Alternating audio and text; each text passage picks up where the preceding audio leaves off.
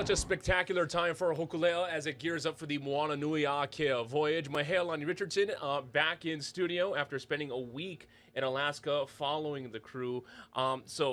Gosh, just the images you've been posting are dazzling, and the story that ran last night was wonderful.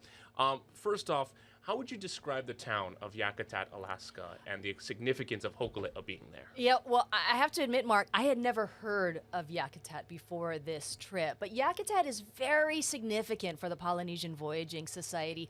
Hokulea has never been there, but the relationship goes back to the 1990s. And this is because Byron Malat, who is a cultural leader, a political leader, donated 2 logs to the Polynesian Voyaging Society back in 1990 so they could build Hawaii Loa. And that was the second canoe that was built out of all natural materials. So for Nainoa Thompson, who's the president and Po Master Navigator of PVS, the Malat family is ohana for him. Yeah, and Hokulea continues to reach these new milestones. It must have been really kind of an emotional experience for Nainoa being there. It sure was. In fact, it was an emotional experience for everyone involved, from the Malat family to the crew. We saw a lot of tears.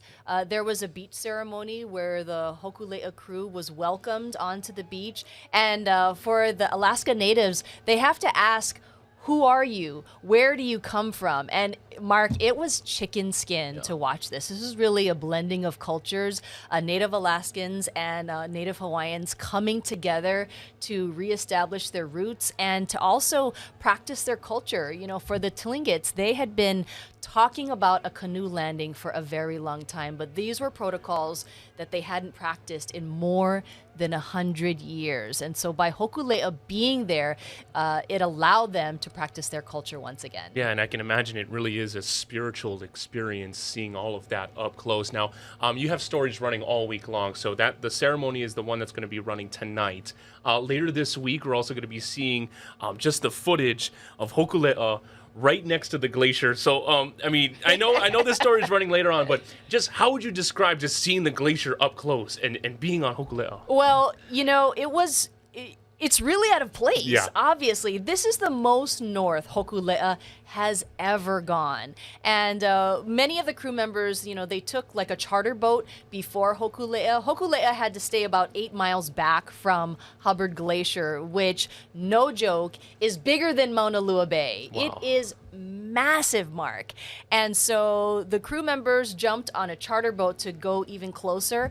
And what we saw sheets of ice called calving. It goes crashing into the ocean and causes what looks like tsunami waves when the ice pushes the water. It is simply incredible. It is truly wild Alaska. Yeah, the sounds and just the memories of a lifetime. Mahea, thank you so much. When can we catch these stories?